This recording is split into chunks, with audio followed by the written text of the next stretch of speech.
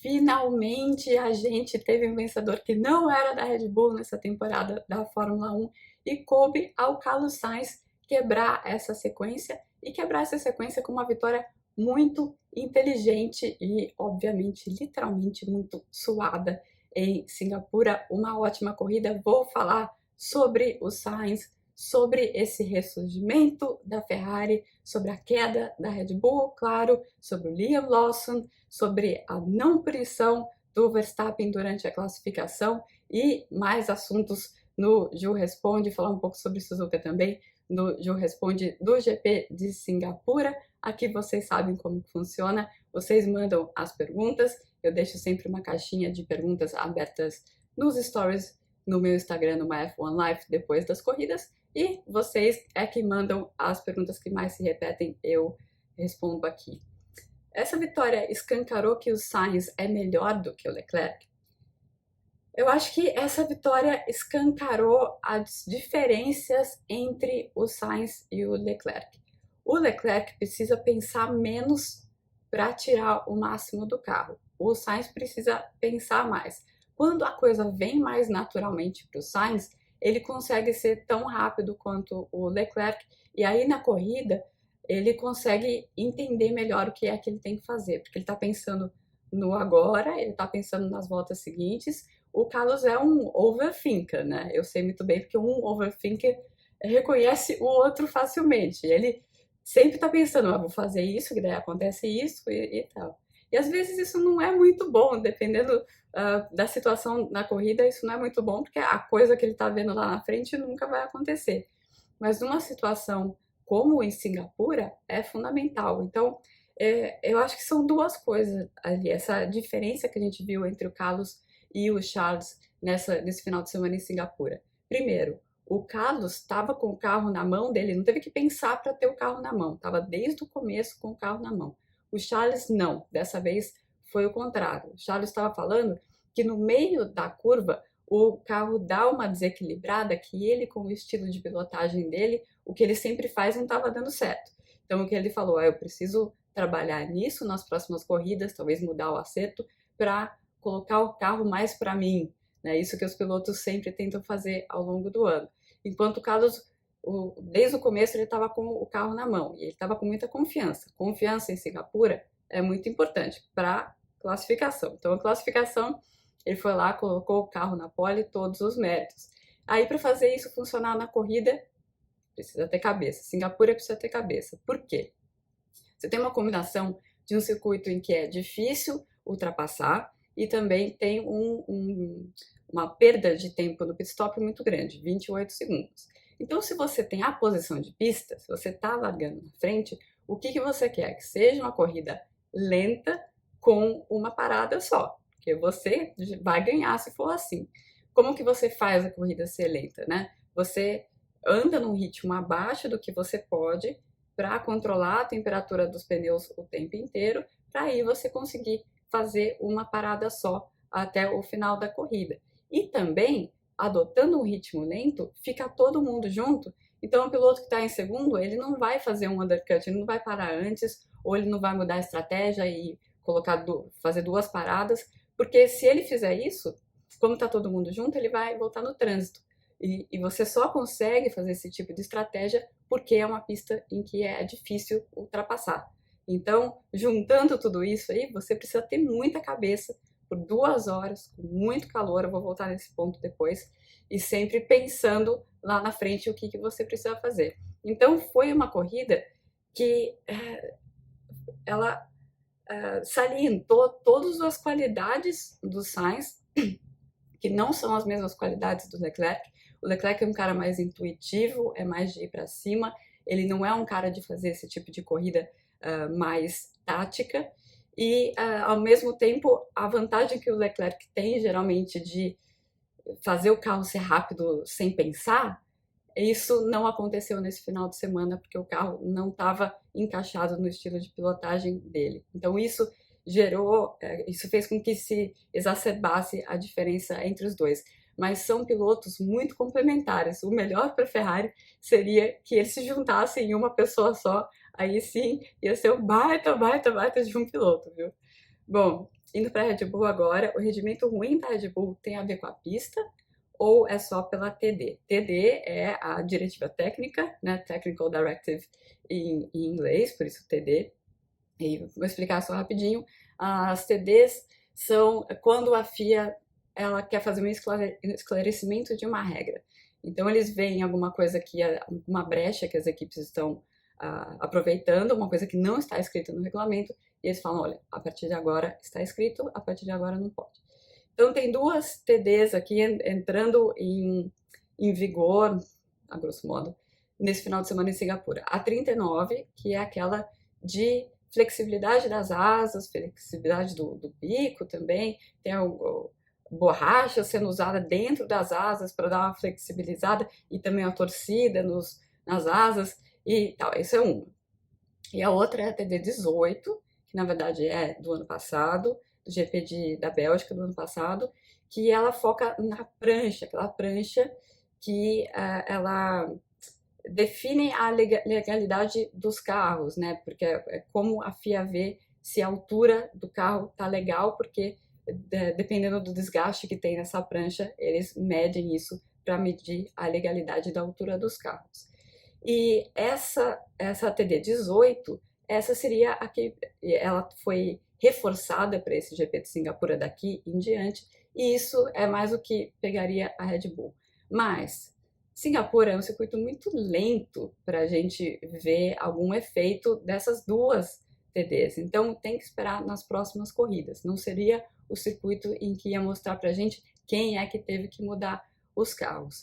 Com a Red Bull, é muito claro o que aconteceu e era uma coisa que eles já esperavam, muito provavelmente não nessa intensidade, mas que eles já esperavam, já viam nas simulações deles. Vamos lá. Qual que é a grande vantagem do carro da Red Bull? É que eles conseguem manter a altura em relação ao solo bastante estável em diversos tipos de curva, em diversas velocidades, o tempo inteiro. Como que eles conseguem isso? É uma combinação entre a suspensão traseira, que é um pouco mais macia do que a dos outros carros, juntamente com o assoalho trabalhando muito bem na alimentação do ar. Você junta os dois, você consegue manter um nível em relação ao solo bastante estável. Aí você chega em Singapura, você tem as ondulações da pista e você tem as zebras também, que você tem que atacar a zebra para ir rápido em Singapura. São duas coisas que obrigam as equipes a levantarem os carros. Quando a Red Bull levantou o carro dela, justamente para não desgastar aquela prancha de um jeito que ia deixar o carro ilegal, porque o carro fica batendo no chão o tempo inteiro, o comportamento do carro ficou muito ruim.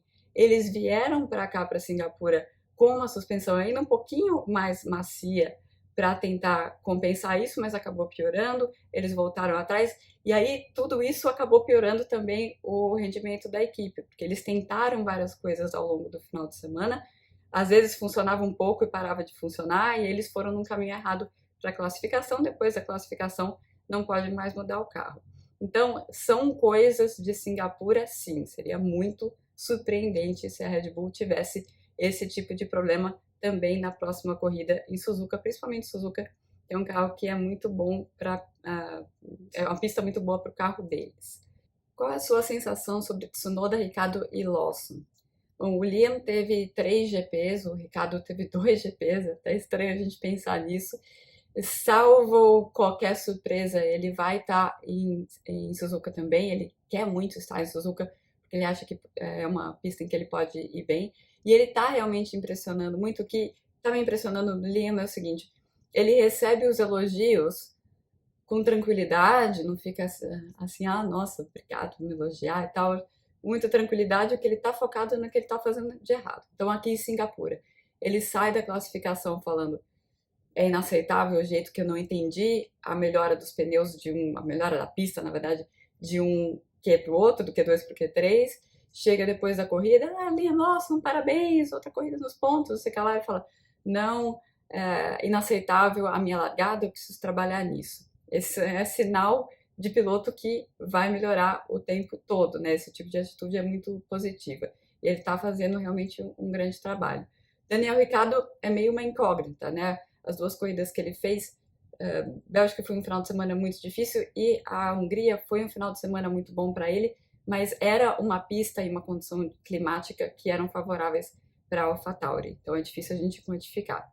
E aí a gente tem o Tsunoda que eu já comentei aqui, é um piloto muito bem visto pelos engenheiros lá da AlphaTauri, eles acreditam muito no Tsunoda, ele vem melhorando bastante, mas aí o que eu fico pensando é o seguinte, e a Red Bull, se coloca no lugar da Red Bull, o quanto eles vão apostar, ajudar o Tsunoda a se desenvolver, sabendo que ele é um piloto da Honda e que a Honda vai embora no final de 2025 e o Tsunoda pode aparecer já todo desenvolvido na Aston Martin, por exemplo.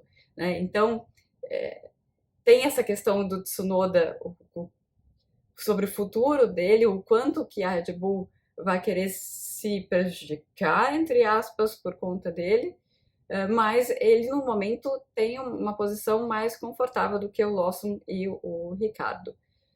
Vamos ver o que acontece até o final da temporada, porque essa vaga aí é impressionante, né? Se a gente voltar 2 meses atrás, jamais a gente poderia imaginar que a gente teria esse cenário. E tem uma outra questão aí, questão comercial, que sempre entra nesse tipo de negociação na Fórmula 1. A gente não sabe quem vai estar no comando da AlphaTauri no ano que vem. A gente sabe que vai ter mudanças na parte comercial, e aí a gente não sabe o que vai acontecer. Então depende de quem assumir, qual é a marca que vai ser, não sei, title sponsor ou alguma coisa até maior do que isso, e isso também vai pesar na decisão que eles vão tomar. Agora, se eu fosse o James Vowles, eu ficaria de olho e quem ia sobrar aí nessas 3 pilotos para 2 vagas. Algum burburinho a respeito das inconsistências das decisões da FIA? Burburinho não, né? Muita reclamação dessas inconsistências. E você vê na internet muita gente falando, porque piloto X sempre escapa, piloto Y sempre escapa. Isso é coisa de torcedor. O que existe no paddock é uma grande reclamação sobre como a FIA cuida dessa questão dos comissários. O Gunther Steiner falou a coisa que faz mais sentido em toda essa história. Quando ele reclamou, ele questionou da seguinte forma: se juiz de futebol, de vôlei, de qualquer outro esporte, eles são profissionais que entendem, atuam só nisso e entendem muito bem as regras, conhecem profundamente o esporte, profundamente o regulamento, e são essas as pessoas que vão tomar as decisões regulamentares aí nas competições. Por que a Fórmula 1 não é assim, né? Porque na Fórmula 1 tem pessoas, claro, envolvidas com automobilismo, mas elas não são totalmente focadas nessa função. O Gunther Steiner, quando ele falou isso, ele foi chamado a se explicar pelos comissários, mas é a coisa mais óbvia, né? E o que acaba acontecendo é que, bom, primeiro, muda o tempo inteiro os comissários, ok, não precisa ser sempre os mesmos, mas que tenha uma equipe, sei lá, de 15, mas 15 que entendam muito a fundo as regras. Porque o que acontece? Você tem um diretor esportivo que é muito bom, como o Jonathan Whitley da Red Bull é considerado no paddock o melhor diretor esportivo da Fórmula 1, conhece muito do regulamento e tem uma lábia e conhece também caso a caso o que aconteceu. Ele vai lá e apresenta casos em que, olha, piloto X não foi punido aqui, então o meu não vai ser punido aqui. Acontece que, porque é tão inconsistente, se você procurar exemplo de qualquer coisa, você vai achar, porque não tem inconsistência nenhuma. E aí o que fica, no final das contas, é um diretor esportivo muito bom conseguindo convencer os comissários que não são totalmente focados nisso, da maneira como o diretor esportivo conseguindo convencer do que ele bem entender. Isso tem acontecido muito, e isso tem gerado inconsistências, e as inconsistências, elas alimentam o sistema, porque você sempre vai ter uma jurisprudência, você olha a jurisprudência e fala, olha, piloto X não foi punido. Foi criada agora uma jurisprudência porque o Max fez na saída do pit lane. Ficou esperando 14 segundos na saída do pit lane. E tinha muito chefe de equipe, diretor esportivo, muito irritado com essa decisão, porque a própria decisão ela muda completamente o que aconteceu ali. A decisão fala, ele não levou vantagem no espaço que ele tinha para abrir a volta dele. Mas e os pilotos que estavam atrás dele, com as temperaturas caindo, né, tudo do carro, do pneu e tudo mais, sabe? Não foi julgado pelo o mérito que deveria ser julgado e foi criada uma jurisprudência que é errada, né? Então, sim, há muita reclamação em relação à falta de consistência e tá certo o Gunther Steiner impedir que sejam mais profissionais mesmo, profissionais focados somente em ser comissários da Fórmula 1. Qual é o desafio de trabalhar no calor de Singapura?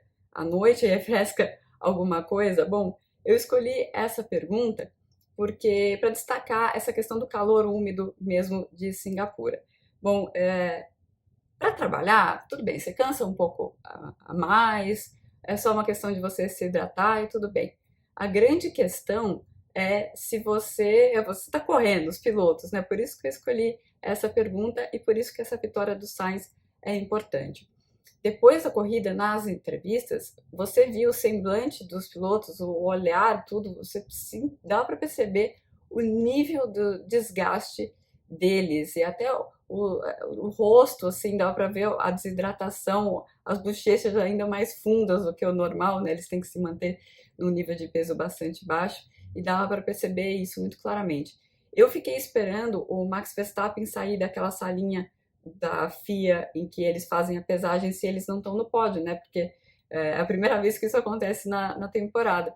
E ele foi o último a sair e depois eu ouvi que ele chegou lá, sentou e o pessoal ao entorno dele começou a pedir Coca-Cola porque ele estava precisando de açúcar, porque ele não estava muito bem. Depois ele tomou várias Coca-Colas e foi lá dar as entrevistas. O Hamilton, outro piloto que estava claramente muito, muito cansado, e o Carlos Sainz, claro que ele estava muito alegre, eufórico, isso ajuda a mascarar um pouco, mas ele parecia estar mais tranquilo ali depois da corrida. E dentro do carro também ele parecia estar bastante tranquilo, né? Tanto que ele tomou a decisão de deixar o Norris se aproximar dele, para o Norris ter o DRS e se defender do George Russell, ali no final da corrida, com toda aquela pressão e o calor, a umidade, mesmo assim ele estava tomando as decisões corretas. Então, por isso que foi uma vitória bastante especial do Sainz. Falando em Sainz, a Ferrari tem boas chances em Suzuka. Vai ser interessante para a Ferrari e Suzuka, porque, na teoria, em Suzuka a Ferrari volta a Silverstone, a Ferrari volta a Zandvoort, ou seja, nada bom para a Ferrari. Lembra que eu expliquei no último Ju Responde que quando eles colocam carga aerodinâmica, o carro começa a ter oscilação vertical e o carro começa a ficar muito inconsistente para os pilotos, imprevisível para os pilotos. Aí você pode pensar, mas Singapura não coloca muita carga aerodinâmica? Sim, coloca muita carga aerodinâmica, mas é um circuito muito mais lento, com curvas de raio bastante curto, em que é mais importante você ter boa frenagem e tração, é mais mecânico do que aerodinâmico. Em Singapura, em Suzuka, eles devem voltar a ter esses problemas dessa oscilação vertical e também dessa essa imprevisibilidade do carro. A não ser que o Charles Leclerc tenha razão.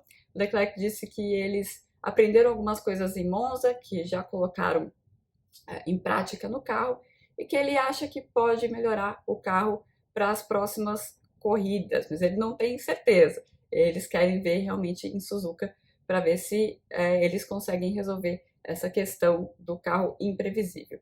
E a gente vai ter outras pistas como essa na temporada, né? Claro, depois de uma corrida dessa, essa é uma pergunta que a gente tem que fazer. Mas como essa, não. A grande incógnita que eu colocaria até o final da temporada, claro, é Vegas. Vegas, a gente não sabe como vai ser o asfalto, se a gente vai ter asfalto ondulado. O asfalto ondulado a gente já aprendeu que a Red Bull não gosta.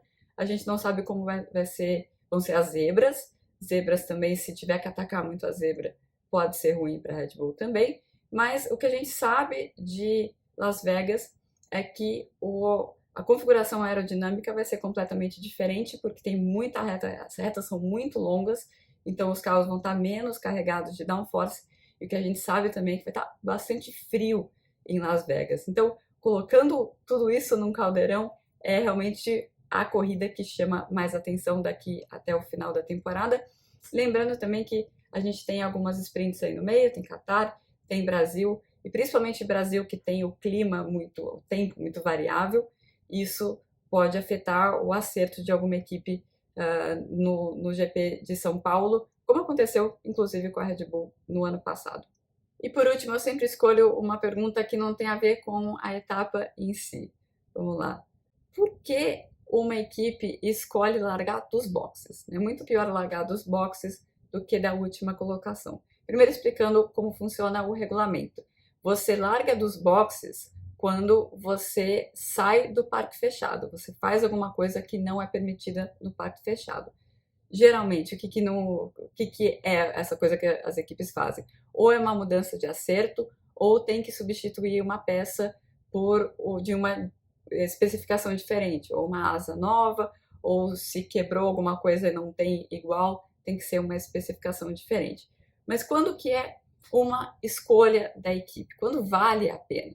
Bom, se você tem uma punição por troca de motor, seja porque o motor quebrou e você já está fora do seu limite, seja porque você está ali no limite e você está largando já numa posição muito ruim, então você pensa, bom, eu vou colocar um motor novo e vou pagar essa punição aqui, que pelo menos eu tenho um motor novo para as próximas corridas, um câmbio novo também para as próximas corridas. Só essa troca te levaria para o fundo do grid e não para o pit lane. Mas quando você faz essa troca e você pensa, já vou estar em último, e se eu mudar o acerto do carro? E se eu mudar alguma peça aqui para uma outra especificação? Isso vai me dar uma vantagem tão grande que vai valer a pena largar do pit lane ao invés de largar na última colocação. E um outro caso, é claro, é quando o acerto está completamente errado, você já se classificou lá atrás, e aí você sabe o que está acontecendo, o que você tem que fazer, e aí você faz essa alteração de acerto e com isso larga do pit lane, esperando ter um rendimento melhor na corrida. Espero que vocês tenham gostado desse Ju Responde. Enquanto vocês estiverem assistindo esse vídeo, muito provavelmente já estarei a caminho do Japão para uma das melhores pistas do calendário e depois eu conto tudinho sobre o que aconteceu lá para vocês. Tchau, tchau.